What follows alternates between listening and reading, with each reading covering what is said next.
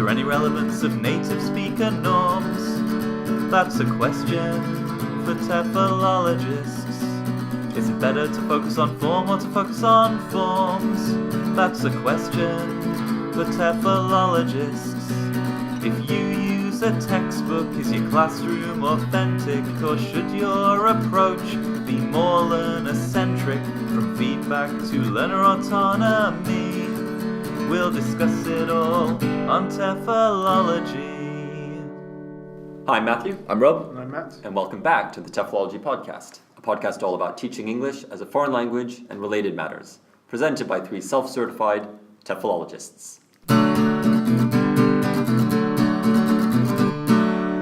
TEFL cultures.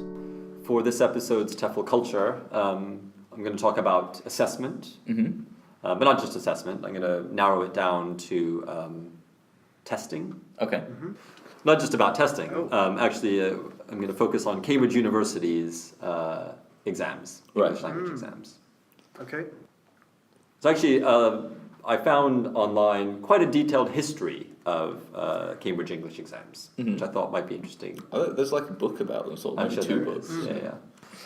So anyway, the first Cambridge English exam was produced in 1913 by Uckles. You know Uckles?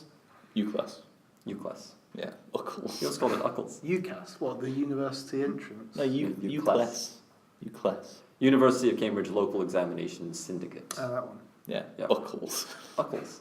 Sounds like a character in a stupid cartoon. Uncle Uckles. Pantomime cat. Yeah. So Uckles was set up in was first set up in 1858. Then it was just to provide not English language exams, but just exams for students who are not members of the university, and then for entrance exams for, Right. I guess maybe first Cambridge and then other universities. But the first actual English exam they created for non-native speakers of English was the Certificate of Proficiency in English, Okay. Capee. also known as the CPE. That's No. the Capee. Are you familiar with the CPE in its current form? Not really, but I've heard about it, but I've never taken it. Okay. Well, isn't it, it's not IELTS, is it? Or is that, It's not IELTS. are you going to come on to that later? I'm not going to talk about IELTS, okay. actually. I'm going to focus on what they call the main suite exams. Are you familiar with the Cambridge main suite exams? Right. Not really. Okay. All right. Well, we'll get to that. Well, actually, maybe I'll kind of run through that quickly now. Okay. Because it might provide some nice context for the history of mainly the CPE. Okay. So the Cambridge Main Suite is currently 5 different levels of exams, starting with KET, the Key English Test, PET, Preliminary or Preliminary English Test, FCE, which is the most common one, and the one most people are familiar with, CAE, which is Advanced, and then CPE, which is Proficiency. Okay. Very few students. I've taught quite a few PET, FCE, and CAE courses. I've never taught a CPE course. Okay. CPE, you have to be pretty good at English to pass that. Right. I think it's the kind of thing like You most, don't quite make the level yet. Right. I think it's the kind of thing most native speakers would struggle to get a good score on it without doing some kind of preparation. Anyway, the CPE, as it was first created though in 1913, was a little bit different to how it is now. Now I think it follows a similar pattern to the others, which is you have reading, writing, speaking, listening, plus something called use of English. I'm not sure if it's called that for CPE, but it's the 4 skills plus Use of English. Use of English. It's a use of English. Useless English. Cat Stevens. All right. Cat Stevens became. Yeah. Now. But the CPE, as it started, was for people who wanted to teach English as a foreign language, but they were foreign themselves, non-native themselves. So you had to be 20 or over to take it. Right. It cost £3 sterling. Why did you have to be 20 or over? Was it that potent? I'm not sure. Yeah. Content. Yeah. Adult nature, isn't it? Yeah, I'm not sure, but you had to be 20 or over. You had to pay £3, which in current money is about £300. The exam lasted 12 hours. 2 hours was translation from English into French or German. Another 2.5 hours translating from French or German into English, plus English grammar. 2 hours, another 2 hours writing an English essay. Another 3 hours on English literature. 1.5 hours on English phonetics, and then an oral test, which was 30 minutes dictation and 30 minutes of reading aloud and conversation. So it's a full day. It's a full day, it's a full 12 hours. Is there any breaks or lunch breaks? Or? There was, yes. Like not even toilet breaks. There was, yeah. To hold it, 12 hours. Yeah. So the main influence, maybe you can tell from that description, that breakdown of the exam, was the grammar translation approach. Okay. And the basic idea behind it was preparing people to be able to teach through the grammar translation method.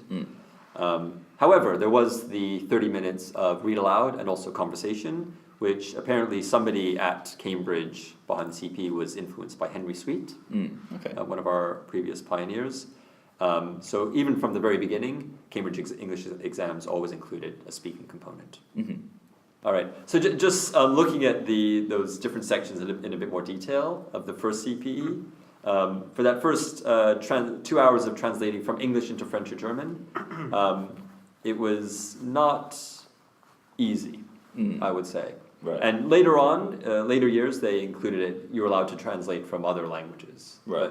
Originally, it was just French or German. Okay. But here's a segment from the first or one of the early exams, something that students or candidates were asked to translate from English into German. I'll just read a couple sentences. The sentiments which animated Schiller's poetry were converted into principles of conduct. His actions were as blameless as his writings were pure. With his simple and high predilections, with his strong devotedness to a noble cause, he contrived to steer through life, unsullied by its meanness, etc. I don't understand Yeah. what it means. Right. So you had to translate that into a foreign language. Yeah. Did you have to show that you'd understood it, or did you just... Because, I bet people could translate it without really understanding what it meant. Well, first of all, these are French or German candidates. Right. Or I don't know what their first language was. But these were okay. non-native, so they did have to show they understand it and then translate it into French or German. I suppose. Yeah. Yeah, I mean, alright. presumably for translation. I guess you could, know well enough to... Yeah. Well, I was just thinking of when we talked about yakudoku, where you can translate a whole sentence. You That's don't true. necessarily know Yeah, very that's well true. what it means. That's a fair point, yeah. For the English essay paper, they had to write an essay for 2 hours. Subjects included the effect of political movements upon 19th century literature in English, Elizabethan travel and discovery, the Indian Mutiny, the development of local self-government, etc. Okay. So just an essay on that for 2 hours. The exam board didn't provide any structure for these essays. Basically, they just said, the length, the audience, all that is up to you. Just write it. Did they have to write for 2 hours or within 2 hours? I'm not sure if they had to continue writing for the full 2 hours. That'd be weird. That would be weird. That's a weird thing. Don't let your pen stop moving for the next 2 hours. Finish the half. And then what happened was... Right. I contradict everything I just said. But on the other hand... For the English literature section, they barred the university's language and literature exams for native speakers. So there are questions on Shakespeare and Milton and that kind of stuff. Yeah. For example, explain fully and comment on the following passages, stating the connections in which they occur and any difficulties of reading phraseology or allusion. And then the quote is, "Wert thou the Hector? That was the whip of your bragged progeny." Yeah, easy. Easy. The grammar section contained questions about grammar and lexis, as you'd expect. And Lexis. And lexis. Okay, so they're including Lexis as part of grammar. Yeah. Okay. Yeah, grammatical competence. Right. Yeah. So just asking the past tense and past participles of different verbs. Right, kind of right, thing. And then the phonetics paper, they had to make phonetic transcriptions. However, they were phonetic transcriptions of text. Right. So I think, Professor Oda was talking about in my interview with him, it wasn't a recording of somebody speaking. It was a written text, and then you have to imagine what, in his case, a native, standard American English speaker would sound like reading it. In this case, presumably, RP or something. Mm-hmm. Okay. And then also explain phonetic terms. Right. Yeah. Pretty comprehensive. Pretty comprehensive. That exam was taken by 3 candidates who all failed. None of them were awarded a CPE certificate. Imagine my shock. 3 ever. Well, no. In that first year of the exam. Okay. Yeah. In the second year, 18 candidates took it, and 4 passed. Oh. And then for the next 15 years, it basically remained the same. Right. Very few people took it, and even fewer passed. Mm. Yeah. So it wasn't a roaring success, basically. However, But what do you mean by success? Because if its purpose was to weed out people who weren't amazing, then it was probably very successful. perhaps, but basically by 1929 they were thinking of scrapping it. Okay. Yeah. So on their own terms, it wasn't necessary. On their own terms, yeah. Doesn't sound very profitable. Well, that's probably part of it. Mm. Yeah. Mm. Yeah. So they decided to make some changes to revitalize it. So they dropped the phonetics part. The essay questions became more a test of writing proficiency rather than just knowledge of British culture. Right. So they had questions like the best month of the year. Write about that for 2 hours. That might be harder than Elizabethan travel. May is the best month. It's August, actually. It was October. Okay. Could you write that down? Yeah, it's October. For 2 hours. It's my birthday. It's October. Yeah. And the target candidates changed from people who wanted to be language teachers to just anybody who wanted to show their level of English, basically. Okay. This made it much more popular, and then in 1932 they started to establish overseas exam centers, and it kind of grew from there. Right. Yeah. During World War II, I think just after World War II, they started to expand it to include different levels. Right. It's 15 hours. Yeah. Yeah. So the CP was only aimed at very high level candidates. It's not like IELTS. Everybody takes the same test and it tells you where your level is. This is you pass or fail. So they launched what they called the LCE, the Lower Certificate in English. So by 1947, there were over 6,000 candidates, and LCE was double the size of CPE. Right. So it Which was you'd much expect, more, really. which you'd expect, yeah. And it continued to develop from there. They also created a preliminary English test, so they had 3 levels at that point. There were a lot of, as you can imagine, throughout the years, there were a lot of different changes. They included something called the DES, the Diploma of English Studies. But eventually the PET came back, and the LCE was renamed Lower Certificate to First Certificate, Okay. the FCE, Right. basically. It's like football teams or something. And then in 1994, they introduced the Key English Test, and that created the 5-level system that we now know. Interesting. Yeah. Nice. Okay. I've never actually considered the historical aspect of testing, actually. Like tests that students take, not the methods around them, but the actual What does having a progression. historical perspective on it add to our knowledge? So one thing that surprised me when I first, when I saw that there was information about the history of these exams, my first thought would be, they probably started with something in the middle and they kind of expanded out from there, or maybe the first one would be the lowest one. So I was kind of surprised that maybe I shouldn't have been if I thought about it, but they started with something very, very difficult and very, very high level, and then slowly added the lower level ones. Yeah. Well, there's a book in the OUP Applied Linguistics series called Measured Words, which is quite good. And it's about assessment, but it starts with a history of assessment, which is the only bit I read. Okay. But that's quite good if you're genuinely interested in it. That's an interesting place. Yeah. Yeah, I don't. What I haven't been able to cover is the history of. How the research or different language learning theories might have informed these things. But I think maybe the fact that they were influenced by Sweden had this speaking component and conversational component from the beginning probably meant that they were at least one step towards what we would now consider successful and valid tests. Right. Yeah. Okay, that is this episode's TEFL Culture. The history of the Cambridge Main Suite exams.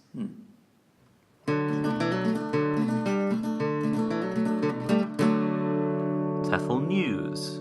Okay, so for this week's TEFL News, I'd like to talk about mental health in ELT. The reason this is news, I guess, is for 2 reasons. It's the beginning of a new semester. Right. And potentially it can be a very stressful time, I think. Personally speaking, I've got a new class to plan for, and I'm not feeling too confident about the course, and I'm a little bit apprehensive. Yeah. And that is kind of stressing me out quite a lot. It'll all be gone tomorrow when I actually teach the class. Yeah. But, Yeah, I think this is a more apprehensive time than usual for some people, maybe. And also I read a blog post recently by Lizzie Pinard. It appeared on our Twitter feed. It was retweeted quite a lot. Right. It came out at the end of August. And we're now, where are we? We're October now when this goes out. Okay. I imagine. Yeah. So it was fairly recent, but it's a very short and sweet blog post. But Lizzie talks about the UK education system. She talks about it with regards to the amount of mental health referrals increasing by 60%. That's not just in education; that's in the UK in general. Right. Okay. Mental health It's referrals 80% have in increased education. by 60%. How changes to the secondary school curriculum, such as testing and grading systems, are perhaps arguably undermining students' well-being.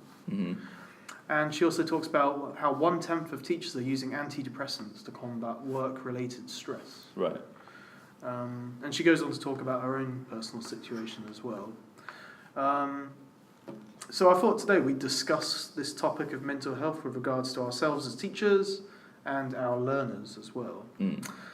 So what do you think contributes to poor states of mental health in our profession? For teachers? Yeah, For learners? well, both sides. Both sides. Well, sorry. So first, can we kind of be specific about, like, are we talking about teachers in general, teachers in mainstream education, I mean, language teachers? Yeah, let's just focus on what we know best, like language teachers. I don't think there's a particular type of mental health that is for English language teachers per se.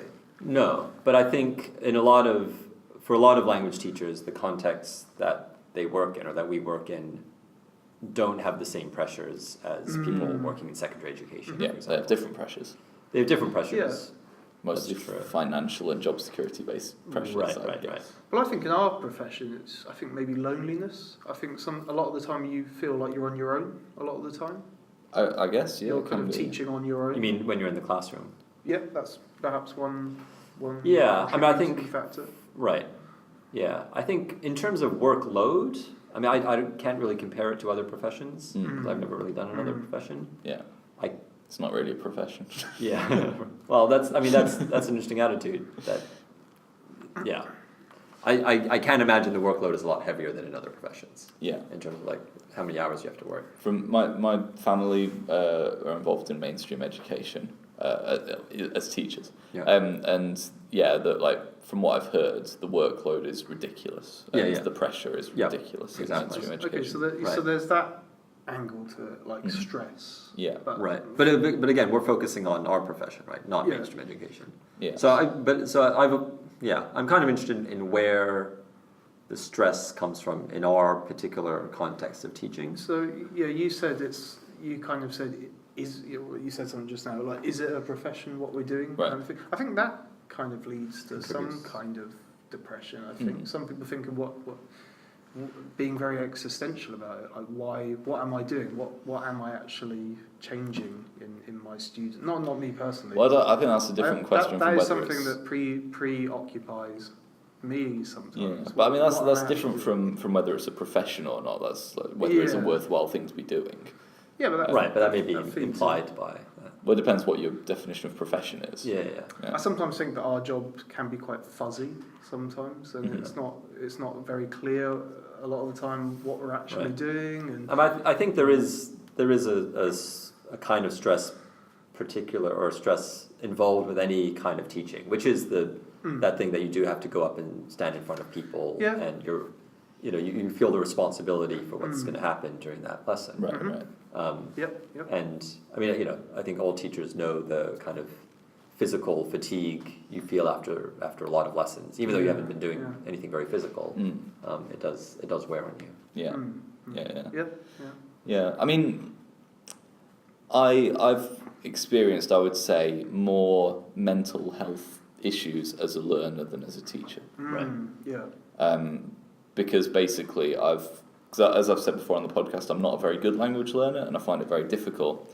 And I also set very sort of high standards, and if I don't meet them, I get kind of upset with myself and angry with myself. So when I was very actively working at learning Japanese, I think that was probably one of the times when I was the least mentally well. Right. I would say. Yeah.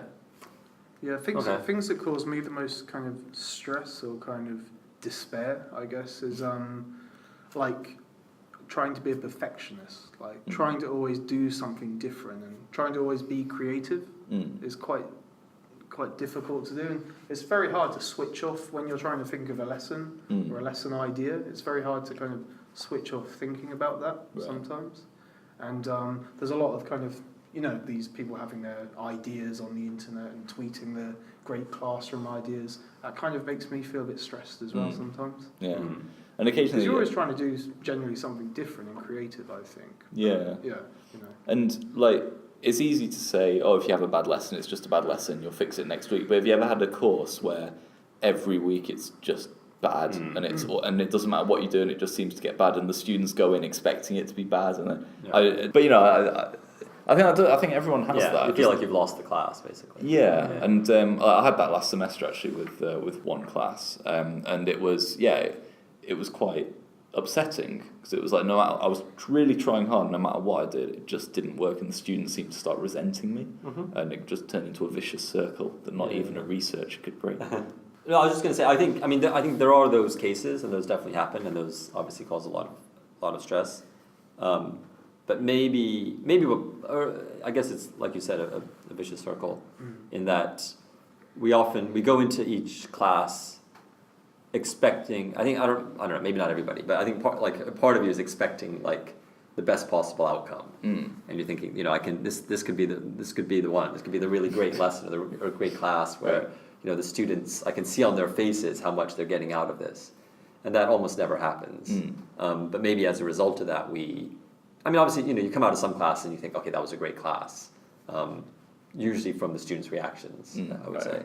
But just because you're not getting that reaction doesn't mean it's a terrible class. I've been thinking about it recently because, as you said, new semester has just started. And I think, you know, sometimes we're meeting our students for the first time, and we're hoping that rapport is going to be there, that, you know, group dynamics is going to be there. But it's not going to be there from the first lesson. It's rarely going to be there from the first lesson. Yeah. And just accepting that and knowing that this is something we can develop over time. The students are probably more nervous than we are going into the classroom. Yeah. There are a lot of factors there. I was going to say, there seems to be two levels. There seems to be teachers that get worried and stressed by wanting to do a good job. And then the other kind of teacher that is just generally fed up with their life. And that goes into the classroom. So I think there's two levels to this, maybe. I think I'd be more on the first part, maybe. Yeah, I was going to say, there is kind of a stereotype that people become language teachers when something's gone very wrong in their life. So, you know, do you think that there is a certain group of people who enter the profession with, you know, certain mental health problems? I don't know. I imagine that group are very small. And then there's also a group who they have a certain perception of what teaching is or could be or should be. Right. And maybe do, you know, enjoy teaching or genuinely love teaching and don't always get what they want from teaching out of the type of teaching they do in our profession. Yeah, I'm not sure. I remember when I was a director of studies at a language school in London, we had a session with some other director of studies, a thing on burnout, and like teacher burnout. And all the literature on burnout was from like mainstream education, not from our field. Yeah. And I was reading the literature and trying to kind of connect it to, you know, my context or where I work, and just thinking about the teachers that I was overseeing in my school. They don't really have any need to burn out, or they're not in a position where burnout, you know, is likely to be an issue. I think it's a different kind of burnout. From what I know about burnout, for the teachers that I know, burnout is most likely to come from the fact that you're constantly jobbing, you're constantly looking for positions, and you know you've only got this position for 1 or 2 years, and then you've got to move to something else. You haven't got any security, you don't have a pension or whatever. I think that, you know, you can burn out on that. Not necessarily on the responsibilities of the job, but just the situation of the industry. Also, if you're continually teaching, if you don't have any distance from what you're doing in the classroom, I think that could lead to burn. What I was going to say is, this has started to be taken a bit more seriously. And Sarah Mercer, actually a former TEFLology interviewee, friend of the show, gave a plenary speech at this year's IATEFL, actually titled "Connecting Minds: Language Learner and Teacher Psychologies." So she basically made connections between the teacher's well-being and how that infects. So I guess it could infect the students. But she also talked about what she calls psychologically wise teaching. In terms of how we look after our learners and that kind of thing, but also how we also look after ourselves as well. And that was kind of her main point of it. And she kind of calls for a teacher-centered approach. We should return to a teacher-centered approach, not in terms of methodology, but in terms of just thinking about the teacher more than the learners. You know? And I'd say as much teacher as psychology. Yeah, of course, not one or the other, but returning to doing research on the teacher, teacher psychology, and the teacher's development and that kind of thing. Also, kind of a friend of ours, Sam Morris, at the Excite ELT conference. I was just going to bring this up. Yeah, he's doing his PhD about emotions in language learning and teaching, I guess, from both the learners and the teachers, and all the different emotions related to the classroom, I believe. Yeah. So that's also another area. So there's a few different words: emotions, well-being, burnout. I think it all feeds into this kind of mental health issue, I guess. So that's what I wanted to talk about today. So a good source of information on this is to look at Lizzie Pinard's blog, the aforementioned blog, as well as Sandy Millin. Sandy Millin's got a list of resources on this topic as well, in the form of a blog. And also you can find Sarah Mercer's session on the IATEFL website. So we'll provide links to that on our own blog.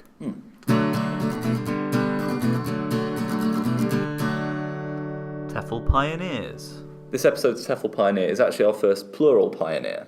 It's a committee. The Committee of 12. Didn't we do the Jesuits? What? The Jesuits, weren't they a pioneer? No. What? Am I thinking? Remember that group of people that went to the Philippines? Oh, right, okay, yeah, you're right. That's our second plural group. C group? No, they weren't pioneers, were they? No, they weren't pioneers. The Jesuits, that's what they were called. No, they weren't. They were called something else, I can't remember. Thomasites. The Thomasites, yes. Yeah. What are Jesuits? It's actually quite difficult to find much information about the Committee of 12. If you Google it, you basically find a lot of anti-Semitic conspiracy theories. Not about this group, but about so there's something in a kind of a Zionist whatever. So most of the information that I'm going to give you here is coming from the book Language Teaching Through the Ages, which I've used before. It's a good book. I recommend it, even though it costs £1 million.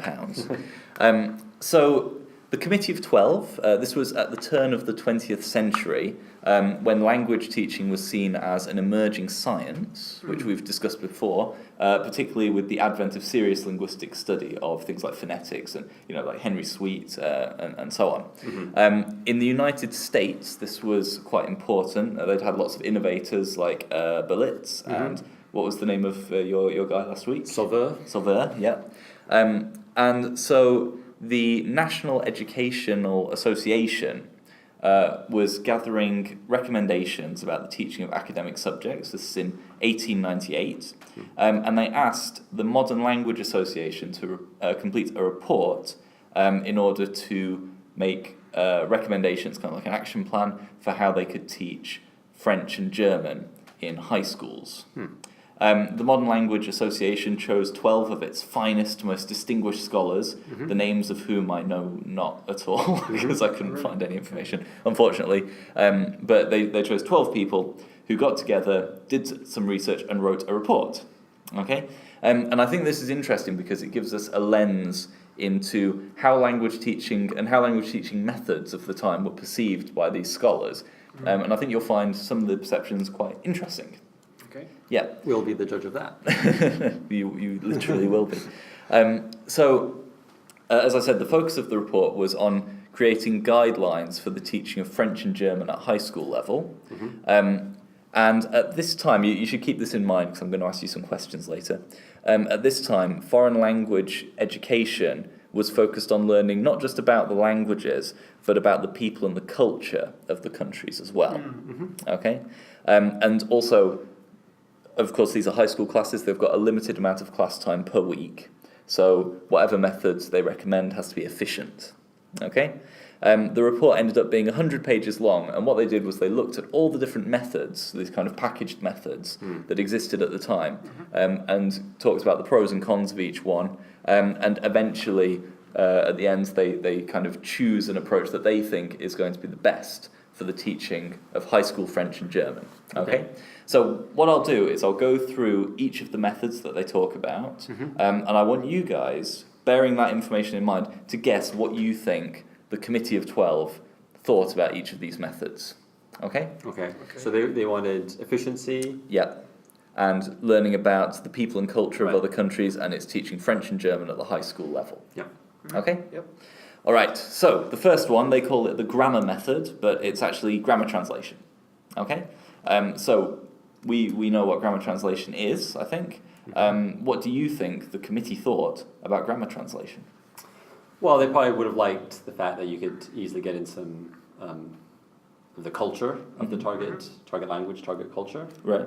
Are we talking about French and German to the same group of students? No, just So I was going to say there could be some duality in right. translating the... From French to German and vice versa. Yeah. Like Nice. the no, it's I mean these are separate classes. Okay. Yeah. Okay. What do you think? Well, they I thought? think it would be quite... I think maybe this is quite an efficient method. Okay. So they noted in the report that it was still used but generally frowned upon. Yeah. And they were impressed by its ability to train the memory and the reasoning skills of students. Okay. But, this is interesting, they felt that it did not broaden the minds of students because it was boring, and also it didn't use literature. Okay. Right, as in understanding and appreciating literature, and they felt literature was very important for understanding culture. Yeah, but okay. Could it not have used literature? Well, I mean, it could, they're talking about how it was used at the actually, time. yeah. Were they using like cultureless examples? Or? Well, I don't think necessarily cultureless examples, but if the whole point is just no to such translate, Right, everything is in culture.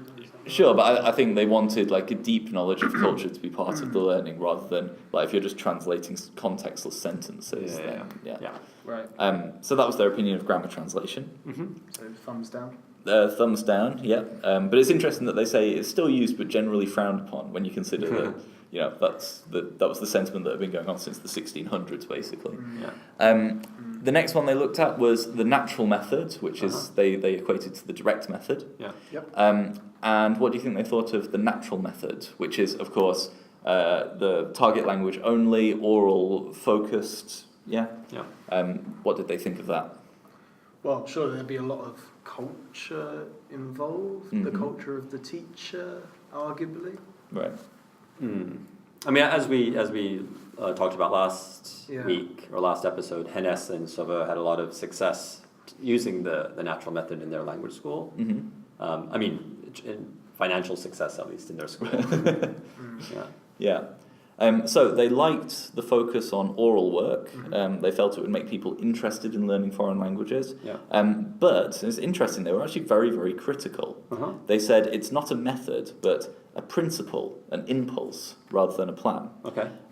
They said that its success depended largely on the personality of the teacher. And they said that it improved fluency, but that the resulting language was unintelligible in terms of grammar and pronunciation. They also said that it was unjustified on theoretical grounds because it was based on an association between first language and second language acquisition. We're kind of viewing them through the lens of time as well, right? So what they think there, we probably wouldn't necessarily agree with now. But I mean, what's interesting is that the communicative approach now is also often criticized for not being underpinned by strong theories. And it's interesting that it's pretty much the same principles that Krashen sort of advocates as well. The next method was the psychological method. Now this, you probably haven't heard of it, this was actually basically Guan's series method, which we talked about back in episode 6 or something, with a little modification. Okay, so do you remember the series method, where it's like a series of actions, like the person walks to the tree, like that. What do you think they thought of that? Think they were in favour, not in favour? Pros, cons? I don't remember in enough detail to really say, but I would think that they poo-pooed it. Thumbs down, big thumbs down. Okay, well, they really liked it. They said it was attractive to students. They said it trains the memory and it improves vocabulary quickly and efficiently. Right. But they disliked the lack of literature and the lack of training in pronunciation. Always gets you. Yeah, there you go. It's the lack of literature, that's the problem. Next was the phonetic method. Okay, so this was similar to the model proposed by Wilhelm Viator. Okay. Did I pronounce that correctly? This is a walk down memory lane of our former pioneers. Yeah, that was interesting. Do you remember Viator's proposal? His the thing he nailed to the church door in. No, so I wrote this really quickly. I've written, in his version, I've written lots of phonetic transcription. There was lots of phonetic transcription and use of the target language only. And the committee, what do you think they thought about it? I think some would have liked it. And some probably wouldn't have liked But on what grounds? Don't know if it's very efficient. Mm-hmm. There's not a lot to it, Right. necessarily. Yeah. Perhaps they like the target language only aspect of it. Yeah. Is there any culture involved here? Oh, Yeah, I mean, it's hard to judge because with all these methods, some culture could be included as part of it. Right. So, the culture is part of all of these methods, Okay. really, but they don't really think. yeah. Well, I guess it depends on your conception of culture, and Right. they seem to be equating culture with the study of literature, basically. Yeah. So they liked that it was scientific. They felt it was a very scientific approach. As I said, scientific approaches to language teaching were very popular at this time. But it's interesting. They said that so you hit the nail on the head with efficiency. They felt that it was very inefficient, mainly because they felt that it relied on students having to travel to another country for it to be truly effective, basically to be immersed in the language. And they said there's very limited time in classes. We can't even recreate that in the high school classes. So that wouldn't work. And also no focus on literature, right? God damn it. So the final method they looked at was the reading method.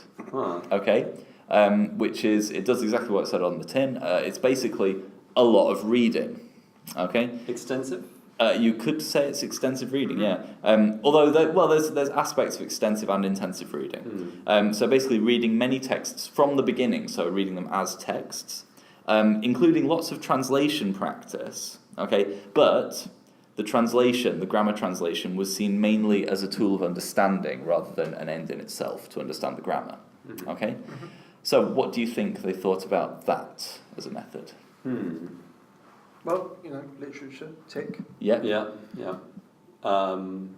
It's hard to know how much spoken communication was involved, but I don't know how much stock they put in that. Yeah, they thought that the reading method was absolutely bloody brilliant, right? So they. It's always in the last place you look. Yes, well, they put it at the end of their report, which it's a building As narrative. did you. Yes, exactly. Well, because I just copied what they do. So yeah, they felt that it was if maybe not necessarily the best method for learning languages, but the best for their purposes.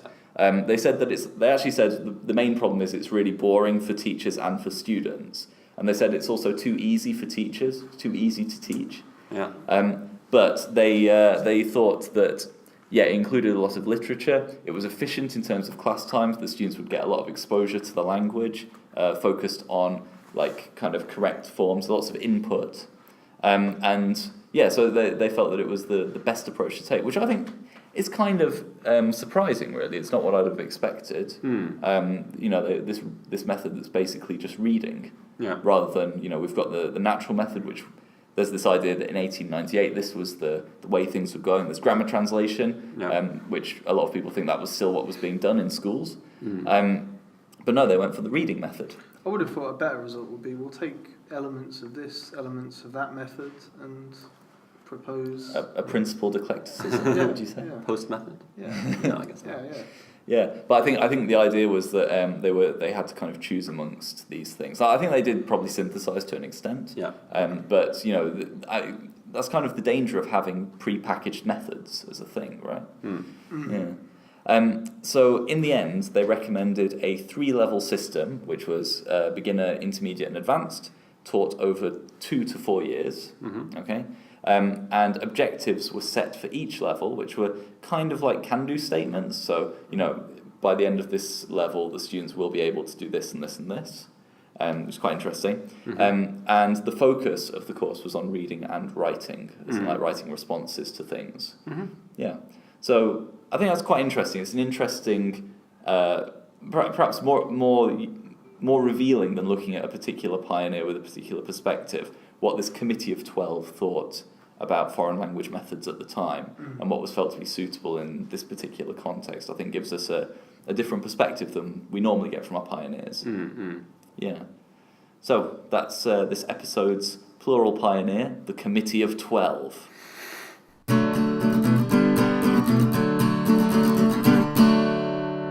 As usual, if you'd like to get in contact with us, you can send an email to TEFLology@gmail.com. You can also follow us on Twitter @TEFLology. You can like our page on Facebook, which is the TEFLology Podcast Facebook page. You can also go to our website, TEFLology-podcast.com, where you can find all of our old episodes and some other resources and links to other blogs, which are just as good as what we do. And don't forget to rate and review us on iTunes, because that does help the show out a lot. And subscribe if you haven't already. So that's the end of the podcast. It's goodbye from me. Goodbye from me. Goodbye.